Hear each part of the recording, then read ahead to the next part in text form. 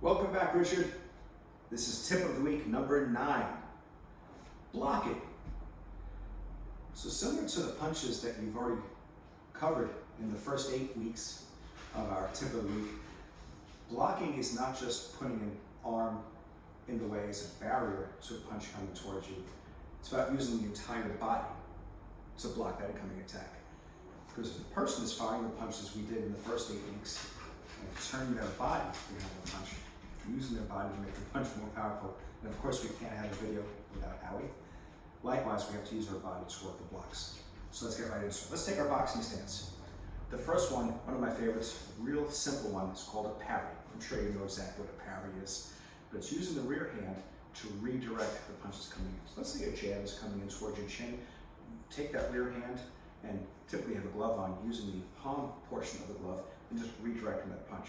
Let me lower this hand, which we would not do in real life, but just kind of show the targeting. That punch comes in towards the chin, and take my rear hand and just kind of push it, brush it away towards the shoulder, hopefully over the shoulder, but if the punch hits the shoulder, hopefully it doesn't, it should knock us off balance too much because it's a jab. It's an easy punch to redirect, it's not a power punch. So just brush it away. That's how the parry works. And here, parry. You can parry in front of that glove or behind the glove. An alternate version of that parry is what we call the cap.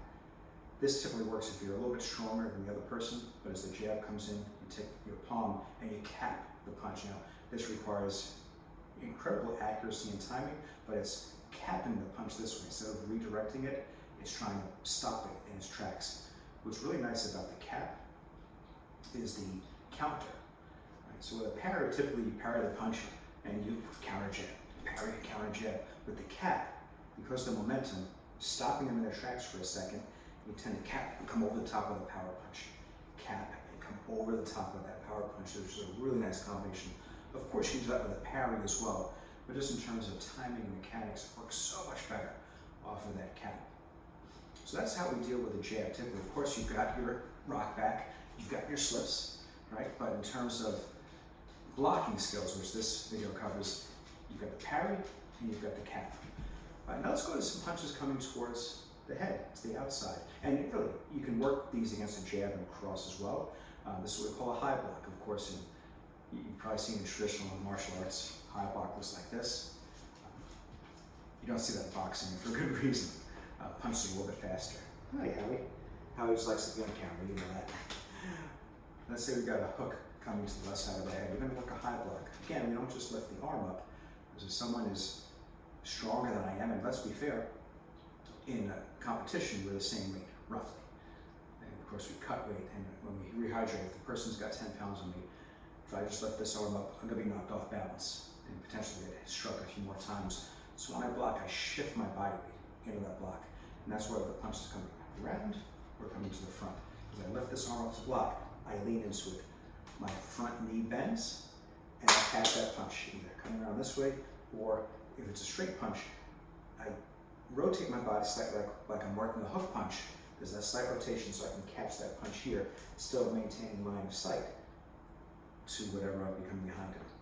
So my left side is forward, that's my left high block.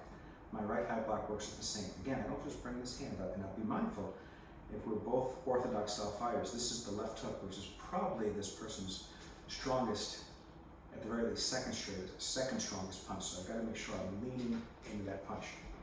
So I sit down on the rear leg.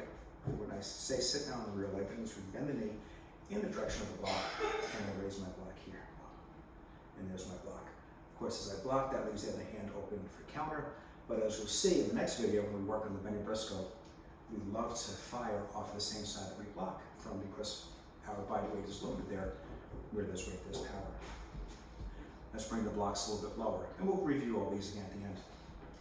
And these would now be body blocks. So similar to my high block, see all those rib cage areas open. Unfortunately, the good Lord did not make the arm long enough that we could protect from the waist all the way up to the head. So we've got to make a quick judgment call. If it's a body shot, and of course we'll talk about faking in a future video, or we fake low and come back high, or we double up on the hook, which you'll see in the next video.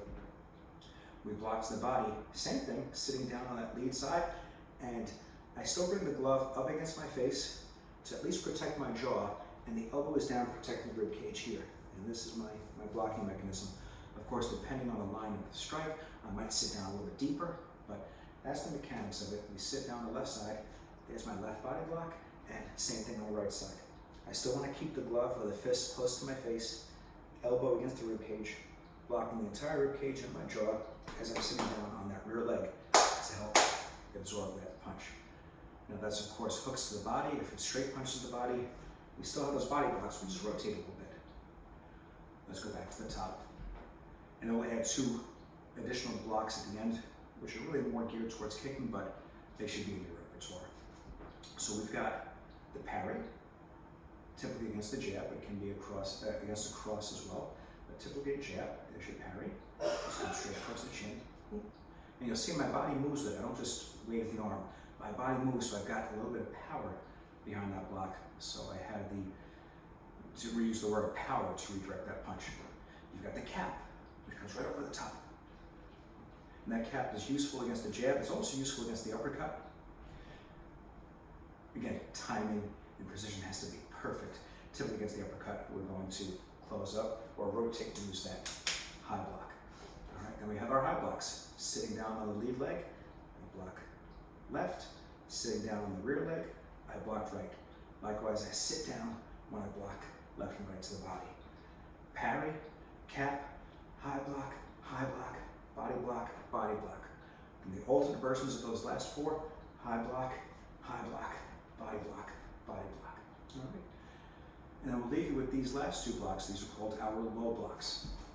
Typically against a kick, front kick, maybe a side kick. Elbow stays close and the arm just kind of swings down like this, like we're closing the door. Again, we don't want to use just our arm. There's no way my arm could ever be as strong as your leg. So as I do that block, I rotate. And hopefully redirecting that kick behind me, or at least in this direction. Same thing with the rear hand. There's my low block. And opening the hand to get a little more reach. You'll have a glove on, so you'll be using the palm to help redirect that punch. Your fingers won't totally open because of the glove, but just give you the idea of the mechanics there. Low block left, low block right. Low block left, and low block right. And more designed for kicks, though you may see it with low punching, but it takes a little bit longer to execute that block, so I would definitely recommend working the style of blocks that you saw for the first 6. What you'll notice about boxing and kickboxing blocks is that they're not big movements. I think one of the biggest mistakes in traditional martial arts is that we reach for the weapon that's coming in, right? We reach for it. Well, why? If that punch is not going to get close to us, there's no need to block it. Blocks are designed, or should be designed, to defend against an actual threat, which is why in boxing, our blocks are tight, because those strikes are coming close and we do need to shield. Best defense is to not be there, use movement, footwork, or head movement, but if that doesn't work, we use our blocks. So that wraps up this session on blocking. Next time around, we're going to take some of the blocks that you've learned here and some of the strikes you've already done, and maybe a little bit of movement, and present to you the combination called the Beni Briscoe. I look forward to seeing you then.